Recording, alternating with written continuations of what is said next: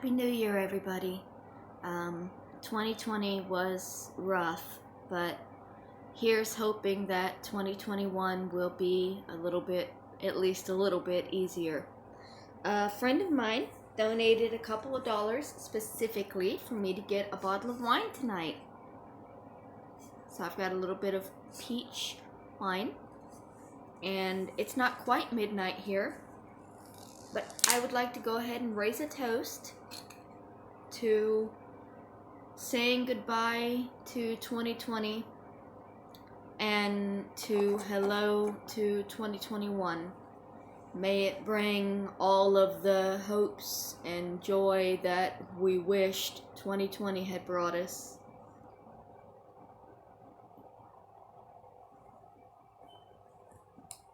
Oh, while I finish this, I'm going to be watching some Beyond Belief. That episode will be up as soon as I film it. So let's talk a little bit about 2020. 2020 was a little bit crazy. I mean, for the whole world. And my life is always crazy, but this year the whole world just jumped on the crazy train and took off full speed, man. What happened? Can we not bring it into 2021? That'd be awesome. Too many people died in 2020. I think that's the main thing that's going to be remembered about this year was too many people died. And we hopefully we can come together a little bit more so that that doesn't happen again, because it wasn't all corona related. You know, people are killing each other, people are attacking each other for crazy reasons. um 2020 wasn't all, it wasn't all horrible. I accomplished a couple of things personally. I published my book back in January.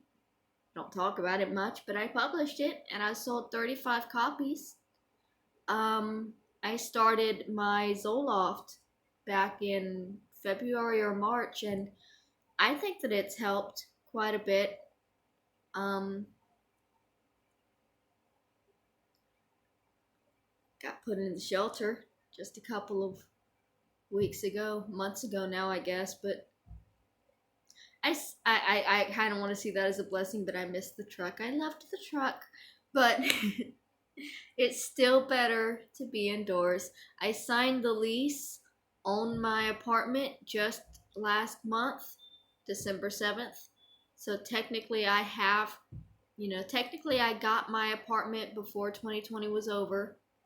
So it hasn't all been completely awful. There were some good things for me this year. Let me know down in the comments if you had any actual good memories from 2020 that you think will stand out in 10 years when you're looking back.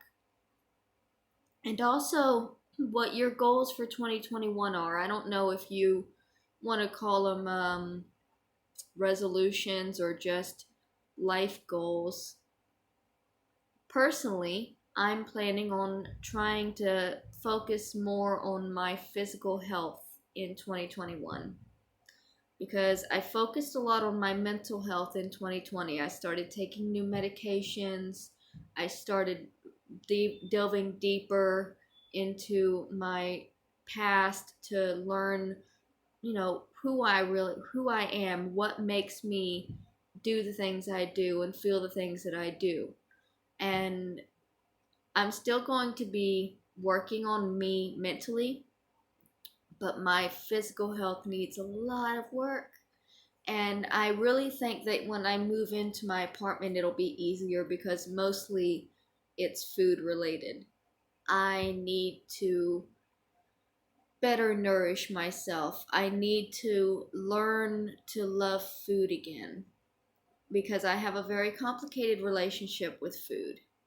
And in learning to love food, I'm going to have to learn to love myself again, because they go hand in hand. I hate myself when I eat because I feel so fat and so ugly. Like I I can hear my grandmother's voice in my head sometimes. I would be eating a sandwich on the couch and she would come in and say, "I can see your hips spreading from here. You're not going to be able to fit through the door by the time you finish that." And I sometimes that comes back to me when I'm eating and I'll just, I'll think about stuff like that. And so I'm going to work harder on putting those things behind and not letting them affect me as much, not letting it limit what I'm actually intaking because I need help. I really do. And if getting into my own place can't, help me with being able to cook for myself, if I still can't fix this problem that I'm having with my eating, then I'm going to look into getting professional help because I think that I genuinely need it. Dr. Phil, here I come. Um, kidding. I'm kidding. Um, anyways, so let me know in the comments what your favorite memories of 2020 were, what your worst memories were, what you're hoping for 2021. One sip. One sip. Um, I want to know. And also how you're celebrating tonight. I know that it's different this year because of the restrictions. It's going to be weird not having the ball drop in New York with a million people there. But how are you celebrating personally?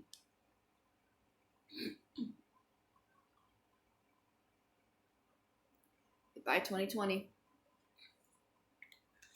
Should old acquaintance be forgot and never brought to mind? Should old acquaintance be forgot in days of old lang syne? For old lang syne, my dear, sorry, for old lang syne, we'll take a cup of kindness yet for old lang syne.